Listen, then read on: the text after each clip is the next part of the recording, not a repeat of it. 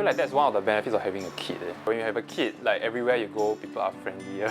Like I go to the coffee shop, the uncle that doesn't smile at me, when I bring her along, he'll smile.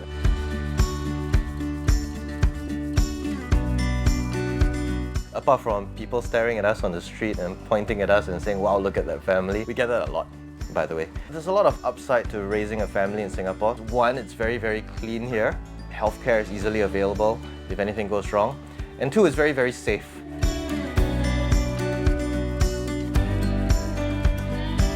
When we go out, people would see how come he's not with the father, and people would tend to link the way he behaved to whether you're a single parent or not. Because I think there's this stigma when if you're not from a complete family, people would think that you are not balanced, like you are rebellious.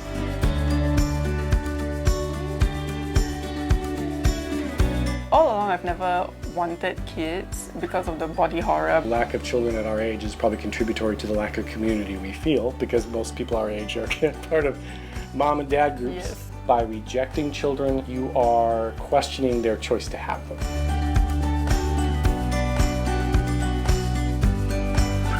Singapore is safe, and as you can see, right now they are actually building many facilities that cater for wheelchair-bound people. Even the overhead bridges, right now they have lifts, elevators, so it's convenient. Especially for my mom's situation, what if we lose her outside one day? We don't feel so worried that no one will send her back.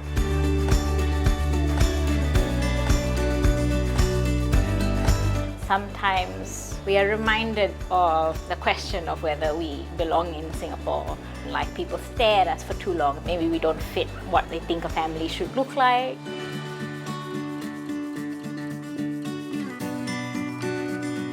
Most LGBTQ people don't even feel at home in their own homes.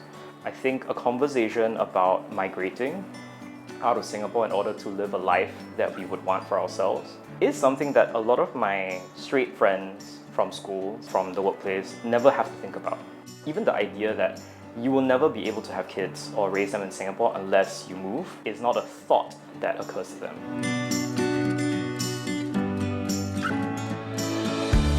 You tell me how to find a car that can seat 8. Cost of living is a concern. I give the example of a school bus, $300 two ways. When you have 5 kids, that's 300 times 5, $1,500. That starts to really add up. The main thing is just single parent burnt out. The moment I wake up, it's all about my child. Then till he goes to school. After work, it's him again. And then I only have like maybe an hour or two before I go to bed myself. We were married 1 year before my brother did, so a lot of expectations were on us to hold a wedding, to have children, and I didn't want either of those. So my mom was upset. I'm just stubborn. I basically passed it on and said, hey, my brother will do it. He's the very classic son, very family-oriented. He ticks all the boxes for the rest of the family. So he's tanking it for us. Growing up, knowing that I was gay, but not feeling that I could talk about it with my parents made me very depressed. It's really hard as a young adult, knowing that your parents have these expectations for you and expectations for what your family should look like, and not having the heart to break it to them that it's never going to happen. I think we're in a much better place now. We are now in a situation where my parents have met my partner. We've been on some family trips together, which are things that I think 10 years ago I couldn't have imagined for myself.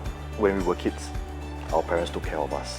When we were sick, regardless of how tiring or troublesome it may be, I feel that it's only right that we take care of them when they are in need. I mean, this is not something that they chose. I think we are still learning. It still gets frustrating, especially when I have to change my plans. We didn't plan for a child. We weren't very resistant to it as well. It was like a let nature take its course kind of thing. I feel like sometimes like a small bit of regret is that we didn't have enough time with each other as a couple first before she came along. Because once she came along, everything changes. Now when we come home, sometimes it feels like we are parents first before partners. I would say we are quite blessed, quite thankful because we got help from our parents, both sides. So they take turn to take care of my daughter, of our little one.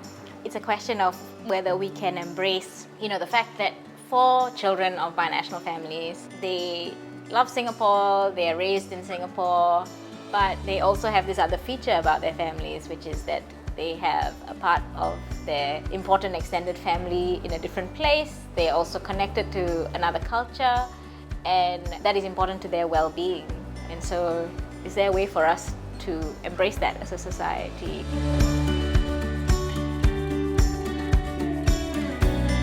I think as parents, it's important for us to have an end goal. I'm raising a child who will become an adult.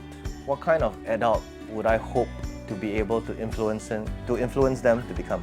So for example, faith is important, but you unpack faith. Faith has a lot of other things, as things we mentioned, like compassion, like caring for other people, like charity, one way or another. Just telling people about what we believe in Singapore and beyond Singapore. One that communicates. For my child, I will encourage, she encourages me as well. It works both ways, and affirmation goes both ways. I will tell him, you know, I love you, and despite whatever, he will tell me he loves me as well. A successful family is a family that wants to spend time together. Yeah. Not out of obligation, not out of duty, but out of genuine joy and love of each other. I find that my family is quite successful. For a successful family, it's everybody come home and you feel it's a safe place for us to share our fears, our problems, our insecurities, and also our achievements outside law. And then, if need be, give each other advices. It's not so much about how much money you have or what kind of status you have. I think it's just that feeling of peaceful, feeling contented. A successful family is a family that, you know, prioritizes the right things, the things that make their life more meaningful, finds a way to enjoy each other's company as often as possible. The fact that we are a binational family basically has no bearing on my ideas for what success looks like in our own family. Yeah. So what is successful can never really be boiled down, I think, to a single templatized answer. This idea that a family is a prescription, that it should look a certain way and it should function a certain way, ignores how varied and diverse a human experience is. I think successful families can take the shape of single-parent households. It can look adopted, it can look queer. If we learn to embrace some of that messiness, I think there's a lot of beauty in that.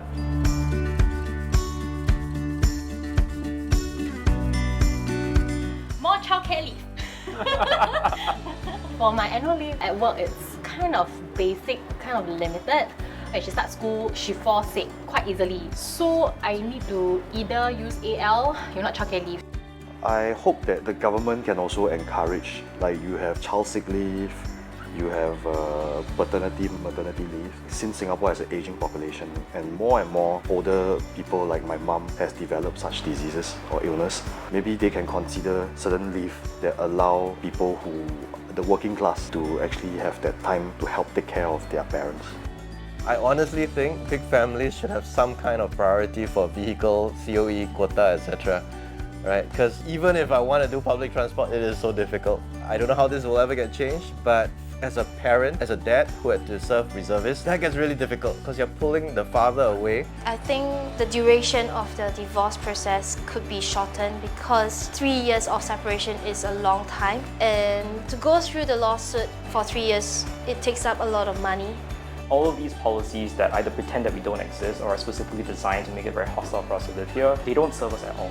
I think the understanding that we have here in Singapore, at least the Singapore that I grew up in, is that we would like to adopt the live and let live approach. Let 1,000 flowers bloom. Regardless of whatever faith you practice, regardless of whatever sexual orientation you have, there is and should be a space for you to live in Singapore free from harassment and with plentiful opportunities for you to pursue in terms of prosperity and joy. Now, I guess the issue here is that there has lately been, a tension, and that's not new to us. I think we see that happen in other countries, and I think we've been pretty good at ensuring that it doesn't rupture into deep social division. Everyone is tired. Yes. Everyone, you have to go and wake Absolutely. up at 5 to go and fetch your kids to school, and then you go report to work, and then you have to leave work early to go and pick your kid up. I see parents can get very stressed very fast because children are always falling sick, and that will affect the team morale for anyone, regardless of whether they have kids or not, whether they are the ones personally affected or not. I think it just benefits everyone if there is a more relaxed stance on doing the 8:30 to 6:30. It's not even 9 to 6. And as a church leader, we read our Bible. Every belief system has their own source, right? Ours happens to be the Bible. We tell people what we believe the Bible says about our families. I realize different people have all kinds of combinations, all kinds of configurations. To me, it's very, very simple. I think it's always down to loving the people involved regardless. Where the difficulties come is when we refuse to listen and we refuse to acknowledge. Just because you say something that I don't agree with, I should be able to acknowledge that at least that is your viewpoint, that is your reality. And I think that's a good starting point for a conversation.